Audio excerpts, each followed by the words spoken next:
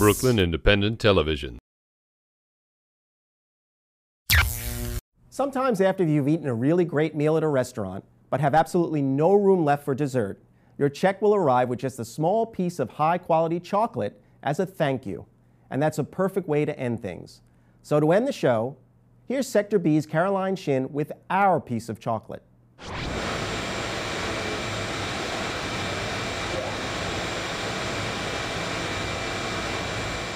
The beards, the savings, and the passion of two Iowa brothers stirred up a sweet spot in Brooklyn.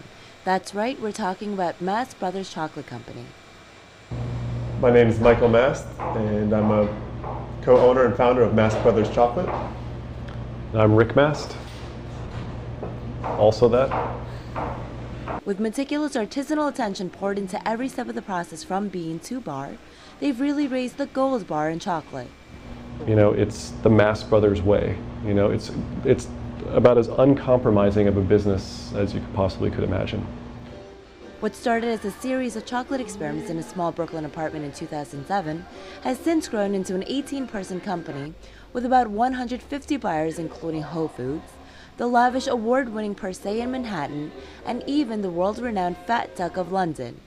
Earlier this year, they expanded with an additional 3,000 square foot facility in Williamsburg. And before opening to the public, we got a sneak peek into the new chocolate factory.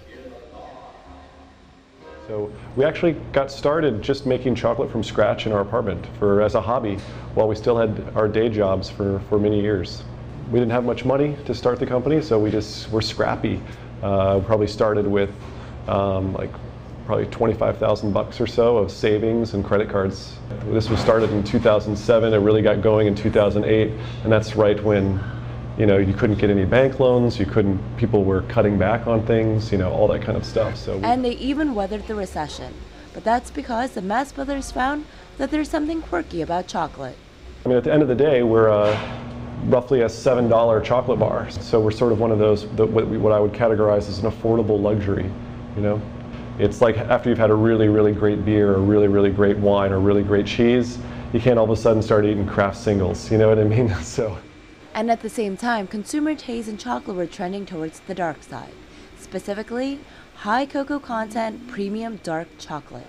According to Euromonitor from 2004 to 2008, consumption has increased by 20% for organic chocolate and 15% for dark chocolate. Should I get a receipt or anything? No. Meanwhile, Mast Brothers Chocolate turned profitable last year, and this trajectory involved, of all things, their iconic beards.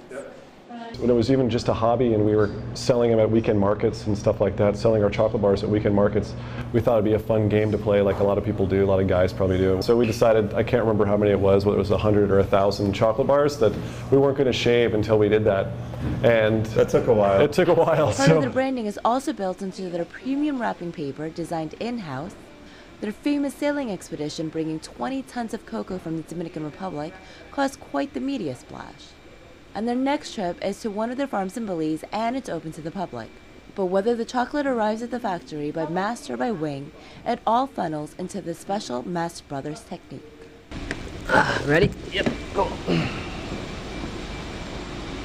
1, 2, 3. Sweet. And then, you know, just cut it open. Really citrus, you can kind of smell, have a really kind of a acidy smell on the nose. You want to work with just really nice looking cacao beans.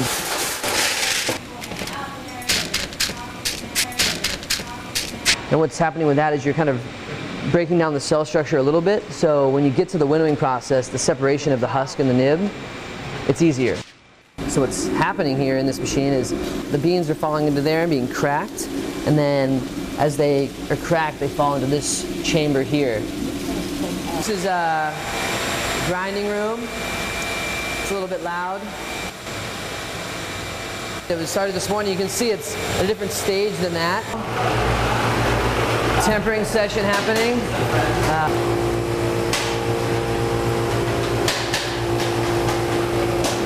But reminding us that business isn't always so sweet, Rick Mast leaves us with this business tip.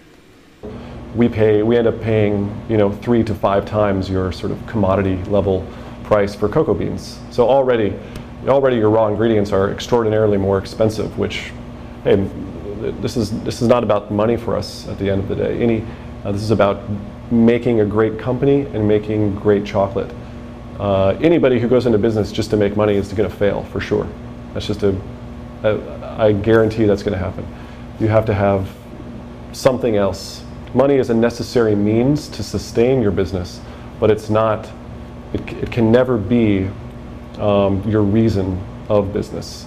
It just won't work. Obviously, lots of things didn't work out, but that should be exciting. I mean, you probably shouldn't try to start your own business if that doesn't excite you, if failure doesn't excite you and motivate you. In Williamsburg for Sector B, this is Caroline Shin. Watch this and other Brooklyn Independent Television episodes online at breakartsmedia.org/BIT.